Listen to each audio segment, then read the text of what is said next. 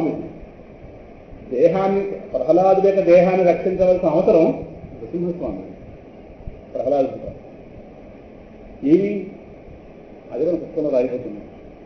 ప్రహ్లాదుని రక్షించకపోతే లోకంలో భక్తుడు, భగవంతుడు, భక్తి అనే వ్యవస్థ ప్రమాదంలో పడుతుంది.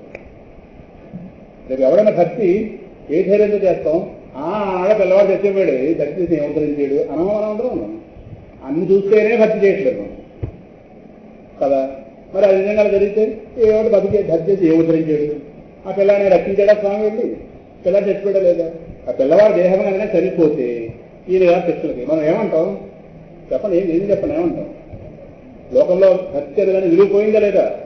భక్తుడు, భక్తి అంటే భగవంతుడు, భక్తుడు, మధ్యలో భక్తి అనుసంధానం, అంబికా దర్బార్ భక్తి కనుక భక్తుడు, భగవంతుడు, భక్తి ఈ వ్యవస్థ ఏమవుతుంది లోకంలో? భక్తి అనేది స్థానం పోతుంది కదా. ఈ ఎవరు భక్తుడు అంటూ ధైర్యంతో భక్తి చేస్తాడా? ఏమిటో భక్తి చేసిన కానీ రక్షిస్తాడో లేదు. ఇప్పుడు ఆ పిల్లవాడిని చూస్తున్న ఒక ధైర్యం ఉందా? కాదా? ధైర్యం కాదా? అందుకు ఈయన గారు ధైర్యం వల్ల పడ్డాడు. ఎవడు? నరసింహస్వామి.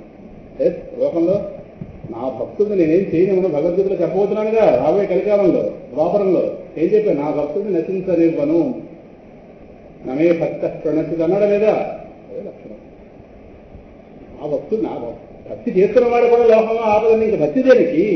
భక్తి అంటే ఏంటి? భగవంతుడికి మనం రక్షించవలసిన బాధ్యత అప్పగించడం. అనుకుంటారు ఆడపిల్లని తీసుకెళ్ళి ఓ పిల్లవాడి చేతిలో పెట్టమంటే అది ఇక మీద దీని బాధ్యత నీది. మేము చుట్టూ ఉన్నవాళ్ళం అంటే సమయం ఎక్కడ కనిపిస్తాం. ఇక మీద దీని భారం నీది. భక్తి అంటే నన్ను తీసుకెళ్ళి పరమాత్మ చేతిలో పెట్టడం అని భక్తి అంటే సమాచారం. అందువల్ల ఈ పిల్లవాడికి ఆపద వస్తే ఏమవుతుంది? అందువల్ల ఆ మీద పడబోతున్న పర్వతాన్ని, సింహాచల క్షేత్రం ఆవిర్భావం, మీద పడబోతున్న పర్వతాన్ని ఈ పిల్లవాడు త్రాహి, ఎప్పుడూ త్రాహి అని రక్షించండి, ఈ సంసారం నుంచి రక్షించి. ఇక సముద్రంలో వేయగానే సంసార సముద్రం జ్ఞాపకం వచ్చింది ఆ పిల్లడికి. అందువల్ల సంసార సముద్రం నుంచి రక్షించని అడిగాడు. కానీ ఈ సముద్రం ఈ దేహం నుంచి రక్షిస్తే ఎంత రక్షించబోతుంది? ఎంతమంది డాక్టర్లు దీన్ని కాపాడారనుకోండి, తర్వాత ఎదురుపోతుందిగా. ఆ పిల్లడికి అర్థమైంది, గజేంద్రుడికి అర్థమైంది. జిజీవితే నాహమిహాముయాకిం అంతర్బహిష్ట ఆవృతయ విభయోన్య ఇచ్ఛామి కాలేన నయస్య విప్లవః సత్యాత్మలోకావరణస్య మోక్షణం. గజేంద్ర మోక్షణం కైపిస్తాను అక్కడ ఉంది. దేహాన్ని రక్షించి ప్రయోజనం ఏముందయా? దేహం వాడగా రేపైనా పోతుంది. చాలా మంది గజేంద్రుడు కూడా ఇలాగే అనుకుంటారు, దేహాన్ని రక్షింపజేసుకునేందుకు ఇంత అలర పెట్టేటండి. కాదని అక్కడ తెలియదు. మన దురదృష్టం. పోతన గారు చాలా ప్రధానమైన పద్యాన్ని, శ్లోకాన్ని ట్రాన్స్లేట్ చేయలేదు. అసలు గజేంద్ర మోక్షణానికి కీలకం. మనిషికి ఎలాగైతే ప్రాణం కీలకమో గజేంద్ర మోక్షణం మొత్తానికి కీలకమైన శ్లోకాన్ని పోతన గారు ఎదుగు. అసలు లేకపోతే గజేంద్ర మోక్షణం సారవంతం. గజేంద్రుడు ఆర్తభక్తుడు కాదు, జ్ఞానభక్తుడు అని చెప్పే మాట. ఎందుకో ఆయన విడిచిపెట్టారు ఎదురు. మరి ఆయన దొరికిన పుస్తకంలో లేదా? మరి ఆయన దాన్ని నిర్లక్ష్యం చేశారా? ఏమో. దానివల్ల చాలా పెద్ద నష్టం ఏదన్నమాట. అది అర్థమైన వాళ్ళకి అర్థమవుతుంది, అర్థం కాదు. అది లేదనుకోండి పోయింది. గజేంద్రుడు మనకు ఆర్తభక్తుడిలా కనిపిస్తున్నాడు. దేహాన్ని రక్షింపజేసుకునేందుకు గోడ పెట్టేవాడు. అంటే గజేంద్రుడిని పూర్తిగా మనం 100కు 100 వేయబడిన వాళ్ళు 110 వార్తలు వేసిన వాళ్ళు అయితే ఒక భక్తుడిని తప్పుగా అర్థం చేసుకోవడం కూడా ఆపదేశమా ప్రమాదం కూడా. అందువల్ల ఆ మీద పడబోతున్నటువంటి పర్వతాన్ని స్వామి ఈ పిల్లవాడి దేహాన్ని రక్షింపజేసుకోవడం తన బాధ్యత కనుక అక్కడ గరుడుడి మీద వచ్చి అరే సింహాసనాన్ని ధ్యాన శ్లోకం అదే త్రాహీతి వ్యాహరంతం త్రిదశరి పుస్తకం త్రాతు కామో రహస్యే విశ్రస్తం పీతవస్త్రం నిజ కటియుగళే సవ్యహస్యైన గ్రంథన్. ఆ గరుత్మంతుడి మీద వస్తున్నాడు స్వామి. ఆ గాలికి బల్లే వాడుతుంటే పంచి ఉడిపోతుంది. ఆ పంచిలో చెట్టు సర్దుకుంటున్నాడు. గరుత్మంతుడికి చిట్టు కావటం లేదు. ఆ కుడిచే బొట్టనవేలు నోట్లో పెట్టాడు. దీని నుంచి అమృతపానం చేయి, నా శత్రువు తీసుకో. ఇదే సింహాసన మూల విగ్రహంలో ఉంటుంది చంద్రయాస్ అన్నాడు. ఆ బొట్టనవేలు ఇలా నోట్లో పెడుతుంటే అమృతపానం చేస్తున్నాడు. గరుత్మంతుడు వేగం అనుకుంటున్నాడు. ఓ పక్క పంచి ఉడిపోతుంటే పంచి సర్దుకుంటున్నాడు. సవ్యహస్యైన గ్రంథం వేగశ్రాంతం నితాంతం ఖగపతి అమృతం. ఖగపతి అంటే గరుత్మంతుడు. ఖగపతి అమృతం పాయయన్ అన్య బాణవు. 2 చేతులు కూడా బిజీగా ఉన్నాయి స్వామి. సింహాద్రవు ఒక్కసారి ఆ పర్వతం మీద దిగి వస్తుంది. గద్దానే క్షితిపిహిత పద లోపల గెలిపేదే పదం. ఓ తను తన్నేడేమో చాలా లోతుకి వెళ్ళాడు. ఎంత లోతుకి వెళ్ళాయంటే ప్రహ్లాదుడి మీద ఎంత ప్రేమో అక్కడ ప్రహ్లాదుని ఎంత ప్రేమ అనేది ఈయన తెలియాలంటే ఈయన పాదం భూలోక వాసులకి ఈ యుగంలో కనిపించినప్పుడు చేస్తుంది.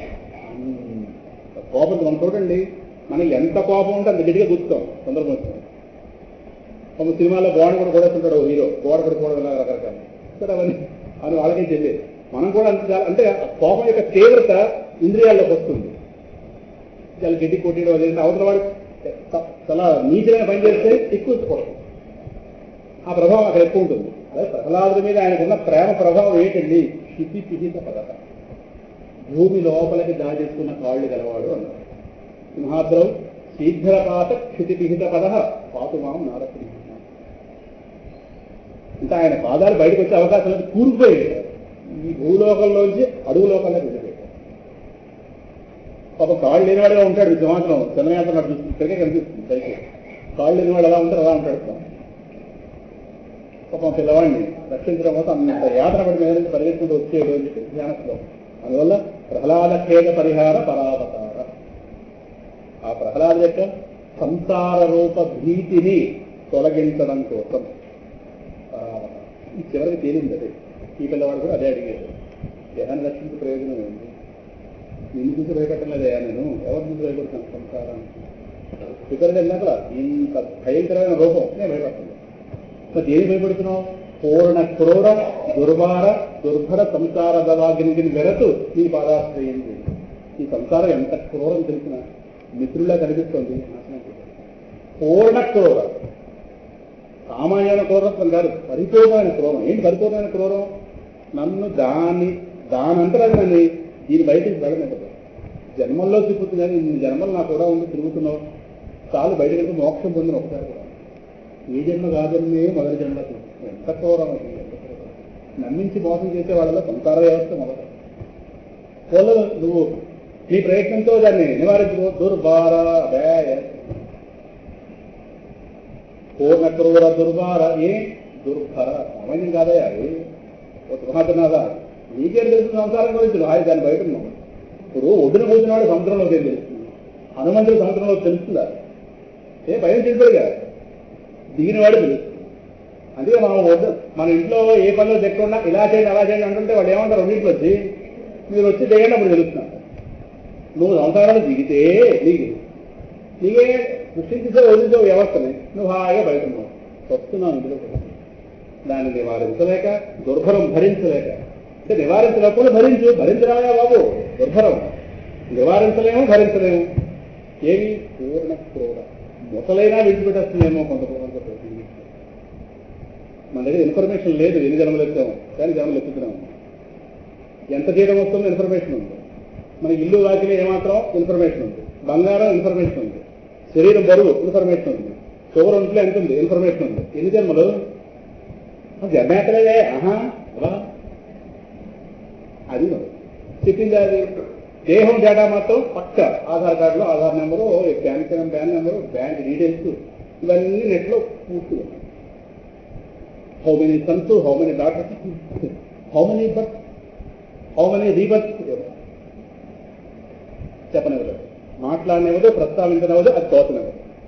చెబితే దిశలు తీసుకొస్తుంది, సత్యం కాదు. అది క్రోధం. నచ్చదు, తప్పదు, నచ్చదు, తప్పదు. అందువల్ల ప్రహ్లాద ఖేద పరిహార. ఇక్కడ వెంటనే ఒక మాట, సంసార సాగర నిమజ్జన ముఖ్యమానం. ముఖ్యమానం అంటే అక్కడ ఏంటి? ఉక్కిరిబిక్కిరైపోతున్నాను. ఎవరు ఉక్కిరిబిక్కిరి? ఈ దేహేంద్రియ ప్రాణమనోభూతులు. సంసార వ్యవస్థలో భాగమైనటువంటి దేహేంద్రియ ప్రాణమనోభూతులు ఉక్కిరిబిక్కిరైపోతున్నాయి. దేహం ఎప్పుడైతే నేను అనుకున్నానో దేహం అవసరాల పుట్ట, ఇంద్రియాలు ఆకర్షణలు పుట్ట. అర్థమైందా? దేహం గట్టి చెప్పాలి, అవసరాల పుట్ట. ఇంద్రియాలనే కదా, ఇంద్రియాలు ఆకర్షణలు పుట్ట. మనిషి ఎందుకు బయటకు వెళ్తాడు? కర్మ కోసం. అవసరం, ఆకర్షణ. మరి అవసరాలు ఆకర్షణలు ఉన్నప్పుడు మనిషి ఉగ్రబిక్కిరై కూడా అవసరం తీర్చుకోవాలి. ఆకర్షణలు రెచ్చగొట్టేస్తుంటాయి. రెచ్చగొట్టినప్పుడు ఉగ్రబిక్కిరి అంటే కర్మల్లో దిగడం అండి. కర్మలో దిగితే ఫలితం చేయడం చేయలేకపోవడం అవస్థ, అలసట. కర్మ ఒకటనుకుంటే మరోవైపు జరుగుతుంది, ఓ ఫలితం అనుకుంటే ఇంకో ఫలితం వస్తుంది, అది మళ్ళీ ఇంకో కర్మ దారితీస్తుంది. ఉగ్రబిక్కిరి. ఇప్పుడు ఊపిరి రాలేదనుకోండి, కొట్టుకుంటాడా లేదా? అది దేహం మనం అనుకున్నాక అన్ని దరిద్రాలు అంటుంది. ఆ కర్మలన్నీ ఉత్తరిస్తుంది. ఒక ఆకర్షణ. అందువల్ల ఈ దేహేంద్రియాలు స్వరూపంగా కనిపిస్తున్నాయి కదా, వీటికి నిలవైనటువంటి సంసార వ్యవస్థలో దిగాను ముఖ్యమానం. మోహింపబడిపోయి అందుకే కేదారు ఇలాంటి పర్వతాలు ఎక్కుతున్నప్పుడు ఊపిరి అందకపోతే గాబర పడిపోతారు. అందుకే వాళ్ళకి ఏదో అక్కడ ఏర్పాట్లు ఏవో ఉంటాయి ఊపిరి అందకపోతే. అలాగే ఇక్కడ ఈ సమస్య ఇది, కర్మలు ఒక్కసారి మీద పడిపోతే, ప్రారంభాలు మీద పడిపోతే, అదే కొంతమంది కష్టాల్లో ఉంటే మాట అంటుంటారు, తిరుపతి రావట్లేదు, తిరుపతి రేపుతున్నాం అంటే ఊపిరి ఆడట్లేదు మాట్లాడుతారు. వాళ్ళు ఊపిరి ఆడుతుంది కాబట్టి మాట్లాడుతున్నారు. మన ఆ మాట ఎందుకన్నారు అంటే వెంటనే మన ఆక్సిజన్ పడగలరా? అసలు అది కాదు, ఊపిరి ఆడటం లేదంటే కర్మలు మీద పడుతుంది. అవసరాలు ఓ పక్క ఏమో సమస్యలు, ఓ పక్క పిల్ల పెళ్ళిడికి వచ్చింది, ఓ పక్క ఏమో ఆ కుర్రాడు కంట పెట్టాడు, ఓ పక్క వీడు పరీక్షపోయింది, ఓ పక్క ఆయన గారు హాస్పిటలైజ్ అయిపోయాడు అక్కడ, ఇది గారు సస్పెండ్ అయిపోయి ఉద్యోగంలో, ఇంటికి ఆదాయం లేదు, ఓ పక్క పెళ్లి సంబంధం మాటలైపోయింది. ఎలా ఉంటుంది ఆ గృహిణి పరిస్థితి? అది అది అర్థమైంది మనకి. దాని సహాయంగా నేను అర్థం చేస్తాను. అర్థమైందా? అందువల్ల ఆయన ఇది మొత్తం మీద ప్రహ్లాదకి ఖేదం అంటే ఇది ఆత్మ కలిగిన ప్రమాదం. సంసార రూప ఆపద నుండి రక్షించేది, రక్షించడం కోసం దిగొచ్చేది. దానిలో భాగంగా భౌతిక రక్షణ అయిందా? ఇంకా వాళ్ళ నెక్స్ట్ లక్ష్మీ నృసింహ మమదేహి కరావలంబం. తమరు కరావలంబం ఇస్తే నెక్స్ట్ లోకానికి వెళ్తాం. సంసారయోధ గజ సంహతి సింహదంష్ట్ర భీతస్య దుష్టమతి దైత్య భయంకరేణ ప్రాణప్రయాణ భవభీతి నివారణేన లక్ష్మీ నృసింహ మమదేహి కరావలంబం. 6వ శ్లోకంలో సంసార భీకర కరీంద్ర ఒక ఏనుగు వెళ్తారు. ఇక్కడ ఏనుగుల సమూహం, యూథము అంటే సమూహం. గజ సంహతి, గజ యూథ, యూథ గజ ఉంది కదా, ఏనుగుల సమూహం. ఒక ఏనుగునే తట్టుకోలేదు. మన జిల్లాలు కాదు కానీ పార్వతీపురం ఒరిస్సా బోర్డర్లో కొన్ని గ్రామాలు ఉంటాయి, గుమ్మలక్ష్మీపురం ఈ ప్రాంతం. ఏనుగులు ఒరిస్సా అడవులోంచి దాడి చేస్తాయి గ్రామాలలో. పేపర్లో చూస్తుంటారు. ఏనుగులు వచ్చాయా మరి ఇళ్లలో ఉండడం అంతే. అవి చెరుకు తోట మీకు వచ్చి పంటల మీద వచ్చి తెల్లాది తిరిగి పడచ్చు. ఒక గ్రూపే వచ్చేస్తుంది 20-30 ఏనుగులు వచ్చి ఒక్కసారి వాటి దృష్టి మారితే వెనక్కి వెళ్ళాలి కానీ బయటికి వెళ్ళేమో వెంటాడుతుంది. ఏనుగు చాలా బలం, మనం అలిసిపోవాలి కానీ పరిగెట్టి అలా కలుపుతుంది. మనం బాగానే ఉంటాం అక్కడ ఆ జిల్లాలకి ముఖ్యంగా. అదే పేపర్లో చూసిన గుమ్మలక్ష్మి అవన్నీ ఏజెన్సీ ఏరియాలు ఒరిస్సా బోర్డర్లో ఉంటాయి. ఒరిస్సాలో అడవులు ఎక్కువ, చాలా ఎక్కువ అడవులు శాతం ఒరిస్సాలో ఉంది. అక్కడి నుంచి అడవులు గజ సమూహం మీద పడితే గుమ్మలక్ష్మీపురంలో కాదయ్యా మామి పడుతుంది. నా మీద అంటే ఆత్మహి ఎవరు గజ సంహతి. ఇప్పుడు ఒకే గజం అంటే ఈ దేహేంద్రియ ప్రాణం అనుభూతి. గజ సమూహం అంటే ఇంట్లో వాళ్ళు ఉన్నారు కదా, వాడో గజం వీడో గజం, గజాలు గజాలు గజాలు గజాలు. వాళ్ళని అవసరం మీద వచ్చి పెడుకోరా, ఎవరు తీరుస్తారు అవసరాలని. అది గజ సమూహం. నాన్న వచ్చాడు మీద కలిసి వాడు వస్తున్నాడంటే ఇది భయం అంటే ఏదో డబ్బు అడుగుతాడు, ఏదో అక్కడ గంట పెట్టాడు. నాన్న బండి లైసెన్స్ లాగేస్తున్నాడు పోలీసు 2000. ఏ లైసెన్స్ పట్టుకెళ్ళలేదు, ఇంట్లో బేరవాళ్ళ దాచాను, బేరవాళ్ళ దాచిన దగ్గర లైసెన్స్ 2000. నాన్న అలా చూశాను, ఇంకా నా బ్రతుకు లేదు కదా. ఏ బాగానే ఉన్నావుగా, ఇంకా వాడు జరగాల ఆ నాన్న కూర్చొని వాడెవడో ఎక్కడో ఏమిటో వీడు మనసు బాధిస్తున్నట్టు అక్కడ ఇది వస్తుంది నిర్ణయించింది. నాన్న కాలేజీలో వాడేదో చీరలు లాగాడు అక్కడ, ఇది వాడి యొక్క పోలీస్ కంప్లైంట్. సరే ఆవిడ చూస్తే ఎలా భయం ఉంది. ఇంకా అవుతాయి. ఇక్కడ అయిపోయిందా బియ్యపురాలు బియ్యం కూడా వస్తారు. ఓ బ్యాచ్ అట్టింది, ఓ బ్యాచ్ ఇట్టింది. వాడు 20 మంది కోసం వాడు వస్తారు. ఇక భవిష్యత్తులో వాడి ఇంటి పెళ్ళిళ్ళు కూడా వెళ్తుంటారు. కలదా ఇప్పుడు అల్లుడు తమ్ముడు పెళ్ళేది ఎడమా, అల్లుడు తిరుగుదు ఎవరు వస్తాం, ఎడమది ఎక్కడ వస్తుంది. ఇది బంధాలు ఏర్పడలేక అక్కడి నుంచి వాడు బావగారు తిరుగుతుంటారు. వెళ్ళతో వెళ్ళాలి, నీరసంగానే వెళ్ళాలి. ఇప్పుడు ఇంటికి వస్తే గొప్పవాళ్లే, దాని దగ్గర 2 మంది ఉన్నారు, 25 మంది ఉంటారు. తక్కువలో తక్కువ 15 మంది. వెళ్ళద్దు, వెళ్ళకపోతే కుదరదు,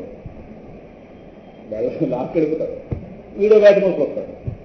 సరేనా? ఇదే ఉన్న ఏనుగులు కావాలి వ్యాధిని ఏమో ఇప్పుడు ఆచార్య వారికి ఏనుగులు మనకు కాదు, మనం కనపడము. యోధ గజ సంహతి సింహదంశ భీతస్య, భయపడిపోతున్నాను. దీనికి ఈ సంసారం అనే మంద ఏనుగుల మంద వాడి కోరలకి భయపడి, కోరలు అంటే పొడుస్తాయి. ఎవరికి వాళ్ళ అవసరాలతో మనం పొడుస్తుంటాం. వాళ్ళ అవసరం మనకి జ్ఞాపకం చేస్తుంది. ఈ అవసరం ఏ నిరాశం తీయాలి, నానా స్కూల్ ఫీజు కట్టాలి, ఇంకోటి చేయాలి. నువ్వు వాద్య కొనుక్కుంటూ అయిపోతుందా అంటే నాకు వాద్య కొనుక్కు చెప్పడం, వాడికో కోర్టు, ఈగో కోర్టు, వాడికో ఎల్ఐసి కోర్టు, ఇంకో. ఇప్పుడు ఈ దేహానికి అవసరాలు, ఆ దేహానికి అవసరాలు, వాడు స్థితికి వచ్చేదాకా వాడు అవసరాలు చూడాలా, వాడిని ఓ దగ్గర తీసుకెళ్ళాలా వద్దా? ఇవాళ అవసరాలు తెరాలంటే ఎవరికి లేవు. ఆకర్షణలు ఇంకా బ్రహ్మాండం. నానా దంగల్ సినిమా వస్తుంది, టికెట్ కావాలి, నువ్వే చేయగలరు కదా, కాదు దంగలు వెళ్ళిపోవాలి, వెళ్ళిపో. ఓ సినిమా వెళ్ళొస్తే 100 మార్చేస్తాడు. వాడు కూడా ఒక ఫ్రెండ్ ఒకడు వస్తే బండితే ఎవరు ముద్దేస్తారు, వాడిని మోసుకొస్తారు, వాడిని విడిపించడానికి ₹1,00,000. ఎన్ని ఆటలు పడుతున్నారు చూడండి. ఎవరో బుద్ధిస్తాడు ₹1,00,000 అంతే ఇవ్వాలి. వీడు బుద్ధించి ఇంటికి వస్తాడు. పోలీస్ స్టేషన్ ఎవరు తిరగాలి? మన దేశం ఎస్ఐ తెలిస్తే, వాడు తెలిస్తే, మంత్రి గారు తెలిస్తే, విష్ణుకుమార్ గారు తెలిస్తే మొత్తం మీద వాడిని తిరుగుతుంది. ఆ పోలీసు అయితే ఏమో కేసు మాకు చేయండి, లేదా వాడికి పోలీస్ స్టేషన్ వీడి పేరు పడుతున్నారు చాలా మంది. వీడంటే వీడి క్యారెక్టర్ పడినవాడు ఎవరితో చూసి కంప్లైంట్ పెట్టేస్తే అనరెస్ట్ తీసుకున్నాడు. కాలేజీల్లో సమస్య కులం పేరుతో తీశారు, మతం పేరుతో తీశారు, లేవైందండి మరి తెచ్చేది పాపం. పోలీసు అంటాడు ఆ మాట, ఏమంటే మీ వాడు తిట్టు ఉండడం మాకు తెలుసు, ఏం చెప్తాం, వాళ్ళకి బలం ఇచ్చింది రాజ్యాంగం, వాడికి 2 లక్షలు ఇచ్చి వదిలించుకోవాలి. అది అందుకోసమే కేసు పెడుతుంది. 2 లక్షలు ఇస్తావా, లేదు పెట్టేయమంటావా? ఏది కొడుకులు కావాలి ఇవన్నీ, కావంటే కావు, అవునంటే ఏది కాదు. అది ఏనుగుల మంద మీద వచ్చేస్తాయి, కొత్త అక్కడక్కడ ఏనుగుల అప్పుడప్పుడు వస్తుందేమో. నిరంతరం అవసరాలు ఆకర్షణలు. అవసరాలు ఒకడు మన దగ్గరికి వస్తున్నాడంటే మనకి రెండింటిలో ఏదో ఉంటుంది, అవసరమో ఆకర్షణ. ఈ రెండు లేకుండా ఎవరు మనం తలపెట్టుకోడు. ఇంట్లో వాడైనా సరే గుర్తుపెట్టుకుంటాం, వీధిలో వాడైనా సరే. వీధిలో వాడు మనతో స్నేహం చేస్తాడంటే వాడికి తర్వాత ఏదో అవసరం ఉండాలి, ఇప్పుడే ఎవడో చేయదు. అందుకే స్వామిలో మాట అంటారు, మనకి వాడికి అవసరం లేదు, ఉమ్ము కూడా వాడికి వేయమని. ఉమ్ము కలిసి పెట్టి ఉమ్మేస్తూ ఉంటారు. అక్కడ వాడి దగ్గర వేస్తే కొంచెం రూపాయి కలిసి వస్తుందంటే అక్కడ ఉమ్మేస్తాం. ఉమ్ము కూడా వృధా చేయడం చేస్తుంది. ప్రతిదీ అపేక్ష ప్రపంచం. ఎందుకు విషయాన్ని నేను చెప్పాలి, చెప్పదు నష్టం అయితే ఏమో తెల్లారితే ఏమవుతుందో వాడు ఒకటి ఉండాలి మన తోడు. అవసరాలు ఇది ఎప్పుడు ఏ కంట పెడుతుందో. ఇంట్లో ఉందా సమస్య, ఇది లాక్కెళ్ళాలా హాస్పిటల్కి, నా అంతా నేను వెళ్ళిపోలేదుగా, ఎవరు ఉండాలి. అది అపార్ట్మెంట్లో పై వాడితో స్నేహం, పక్క వాడితో స్నేహం, కింద వాడితో స్నేహం. కనీసం అయ్యేవాడు పలకరిస్తుందా, ఏమో వాడు పలకరిస్తాడు. అపేక్ష ఇవి అవి జీవితాల్లో లేవా? అలా చూస్తారు. అది అడవమనిషి కార్యాన్ని చూస్తుంటే చూస్తారు ఎంతమంది. కార్యాన్ని ఎవరు లేనట్ట అంటే నిజ జీవితాన్ని చూపిస్తున్నామా? ఏమిటో ఇలాగా కార్యాన్ని అన్నట్టు ఏదో కార్యాన్ని ఏం కాదు. అంటే ఏనుగులో చెప్పాను కార్యాన్ని అయిపోయినా నగర మనిషిని అడవమనిషి. సరేనా? అందువల్ల ఇగో ఈ రక్షసులు అంటే ఆ ఏనుగు ఏమయ్యా చేరిన నాకు ఈ పాపం అనేటటువంటి పాతి రక్షసులు. సింహదంశ అంటే హింసతో కూడిన కోరలు ఏవైతే ఉన్నాయో వీటి చేత భయపడినటువంటి నేను. నువ్వు ఎటువంటి వాడివి? నీ దగ్గర మంచి లక్షణం ఉందని ఎదురుకు వచ్చారు. అసలు నృసింహస్వామి గారి లక్షణం చూపిస్తున్నారు 2 లైన్లో. దుష్టమతి దైత్య భయం కలిగిన అదొక లక్షణం, ప్రాణ ప్రయాణ భవ భీతి నివారణ. ఈ 2 లక్షణాలు నీ దగ్గర ఉన్నాయి కనుక నేను ఆశ్రయిస్తున్నాను. ఆచార్య వరకు క్లారిటీ ఉంది. నృసింహస్వామిని ఎందుకు పట్టుకున్నావు? ఈ 2 లక్షణాలు ఉన్నాయి. ఆపద నా దగ్గర ఉంది, నాకు ఫలానా వ్యాధి అన్నప్పుడు ఆ వ్యాధి నెరవేర్చి దాని దగ్గరికి వెళ్తాం. ఫలానా ప్రశ్నిస్తూ తెలుస్తుందిగా, అనవసర పడ్డానికి వెళ్ళడం. నేను నీ దగ్గరికి ఎందుకు వచ్చానంటే దుష్టపతి దైత్య భయంకరేణ, క్రూరమైనటువంటి బుద్ధి గల రాక్షసులు ఎవరైతే ఉన్నారో వాళ్ళకి భయం కలిగించేటటువంటి లక్షణం నీ దగ్గర ఉంది. క్రూరమతి దుష్టమతి దైత్యులు అంటే ఎవరు? క్రూరమైనటువంటి బుద్ధి గలవారు. అటువంటి వాడికి భయం కలిగించే స్వభావం నీ దగ్గర ఉంది. అంటే నాలో క్రూర బుద్ధి గల రాక్షసులు ఉన్నారు, పెద్ద లక్షణాలు ఉంటుంది. ఈ సహాయం నాకు అవసరం. ఇంకా ప్రాణప్రయాణ భవభీతి నివారణ. ప్రాణం వెళ్ళిపోతున్న సమయంలో ప్రాణ ప్రయాణం అంటే ఇంకా ఆఖరి తలంపు, ఆఖరి ప్రాణం ఏదైతే ఉందో అది అందరికీ భయమే. అది ఆ ఆఖరి ఊపిరి రూపమైనటువంటి భయాన్ని నివారించగలిగే స్వభావం నీ దగ్గర ఉంది. అంటే దాని అర్థం నృసింహస్వామి వారిని పట్టుకుంటే చావు రాదనా? దేహానికి చావు వస్తుంది. దానికంటే ముందు అజ్ఞానం తెలుస్తుంది. అజ్ఞానం పోయిందనుకోండి, చావు నాకు కాదు అని స్పష్టత. చావు ఎవరికి? దేహానికి. నాకు కాదు, నేను ఉంటానప్పుడు. ఉండే వస్తువుని నేను, ఉండే వస్తువుని ఉండకుండా పోయే వస్తువుతో వేరుపడిపోతారు. అదే భగవాన్ రమణలో. చావు ఆయన తాకిందా? చావు ఆయన ప్రదక్షిణ చేసి వెళ్ళింది. ఆయన ఎప్పుడు చావు కట్టించలేదు. ఆ స్థితి నాకు ఉంది. అయితే జ్ఞానం కలగాలి కదా. అందువల్ల భవభీతి నివారణేనా అంటే సపోజ్ దేహాత్మభావాన్ని మిగిలిపోతే ఆఖరి తలంపు వేళకి మళ్ళీ సంసారం ఏర్పడుతుంది. మళ్ళీ సంసార వ్యవస్థలో భాగంగా జన్మలు వచ్చేస్తాయి. మళ్ళీ జన్మ వస్తుందేమో నృసింహ. ఈ భవభీతి నివారణ ఏదైతే ఉందో దీన్ని భవభీతిని నివారించగలిగేటటువంటి స్వభావం నీ దగ్గర ఉంది. అర్థమైందా? ప్రాణప్రయాణ భవభీతి. ప్రాణం పోతుందేమో భయం కాదు, ప్రాణం పోయే వేళకి నేనెవరో నాకు తెలియదేమో అని భయం. ఆ భయాన్ని తొలగించే స్వభావం నీ దగ్గర ఉంది కనుక ఆ రోజు పిల్లవాడిని చేయించావు కనుక కాలాహి విత్రస్తధియాం కృతాభయం. కాలవనే సర్పం చేత భయపడుతున్నటువంటి నీ భక్తులు ఎవరైతే ఉన్నారో, భక్తులు కాలం అంటే భయం ఎందుకు? సావచిస్తుందేమో కాదు, ఈలోపు భగవజ్ఞానం కలగదేమో. ఇంత శ్రమ పడుతున్నాం కదా, ఇంత శ్రమ పడుతున్నా. ఇప్పుడు పరీక్ష బాగా చదివాడు, పరీక్షకు వెళ్ళేవాళ్ళే టైఫాయిడ్. అప్పుడు అయ్యో అంటారు అందరూ. ఇది ఎంతో చదువుకున్నాడు, ఈ వెళ్తే క్లాస్ ఫస్ట్ రావాలి, మనసు నుంచి లేవని మనకి టైఫాయిడ్. ఎగ్జామ్ చేస్తుంటాయి. అయ్యో అంటామా లేదా? ఇంత శ్రమపడి ఇంత సాధన చేసిన తర్వాత ఆఖరి తలంపులో తెలిపితే, ఆఖరి ఊపిరిలో దేహాత్మ భావన వచ్చేస్తే పోయింది కదా. సాధన మొత్తం పోతుందని కాదు, ఆ జన్మ మోక్షం అయిపోయింది. మళ్ళీ జన్మ కాబట్టి ఏమవుతుందో. అందువల్ల ప్రాణప్రయాణ భవభీతి నివారణ. ఈ ప్రాణప్రయాణ సమయం నాటికైనా ఈ దేహాత్మ భావన తొలగదేమో, మళ్ళీ సంసారాలు ఉండిపోతానేమో అనేటటువంటి భవభీతిని నివారించేవాడివి. అంటే ఈ సంసారాన్ని ఎగగొట్టుకోవాలి. అందుకు కాలాహి విత్రస్తీయ. కాలం అనే తత్వం దాని చేత భయపడుతున్నటువంటి నీ భక్తులు ఎవరైతే ఉన్నారో వాళ్ళకి కృత అభయం. మనం అభయం ఇచ్చినప్పుడు ఎలా చూపిస్తాం? ఇలా చూపిస్తాం. వరద ఇలా వరాలు ఇచ్చే చెయ్యి కిందకు ఉంటుంది. అభయం నీకేం పర్వాలేదు, నీకేం కావాలో తీసుకోవచ్చు. అదే తిరుపతి వెంకటేశ్వర స్వామి యొక్క ముద్రలు రెండు, అభయం వరద. అభయ వరద ముద్రలు అంటుంటాయి కనుక నువ్వు అభయం చూపిస్తున్నావు. ఇలా ఒక శ్లోకం తర్వాత వస్తుంది. నృసింహస్వామి గారైతే 4 చేతుల్లో ఎలా ఉన్నాయో చూపిస్తారు తర్వాత శ్లోకాలు. అందువల్ల అభయాన్ని ఇచ్చేది. అందువల్ల ఆ పిల్లాడి చేయి మీద తల మీద చేపెట్టావు లేదా, నీకేం పర్వాలేదు, నీకు ఇంకా కాలంతో సమస్య లేదు, నన్ను పొందేస్తావు అన్నావా లేదా ఆ రోజు? ఆ లక్షణం నీ దగ్గర ఉంది కనుక ఆ పిల్లాడిని బాధ పెడుతున్నటువంటి ఏవైతే ఉన్నాయో, భౌతికంగా బాధ పెడుతున్న రాక్షసులందరినీ కూడా సంహరించేవా లేదా? ఆ లక్షణం ఉంది కనుక నిన్ను అందుకు ఎప్పుడో చేయవు బాబు, ఉప్పిరేమి ఏం రాలేదు. లక్ష్మీ నృసింహ మమదేవి కాదు. ఇంకొక శ్లోకం చదివించుకుని తెప్పిస్తుంది. సంసారయోగి సకలే స్థిత నిత్య కర్మ సంప్రాప్య దుఃఖ సకలేంద్రియ మృత్యునాశ సంకల్ప సింధు తనయా సుచ కుంకుమాంక లక్ష్మీ నృసింహ మమ దేహి కరావలంబం. లక్ష్మీ నృసింహ మమ దేహి కరావలంబం. ఇది మంగళవారం సాయంకాలం చూద్దాం. రేపటి సాయంకాలం ప్రవచనలో ఒక కార్యక్రమం ఉండదు, సత్సంగం జరుగుతుంది. సోమవారం నాడు జరిగే సత్సంగం జరుగుతుంది, ప్రవచన కార్యక్రమం ఉండదు. ఆమన్నాడు ఆ 2 రోజులు ముగిస్తుంది. మళ్ళీ మంగళవారం సాయంకాలం ఈ కార్యక్రమం రూపంలో కలుస్తుంది. బుధవారంతో ముగిస్తుంది. ఈ 8 రోజుల కార్యక్రమం అవుతుంది.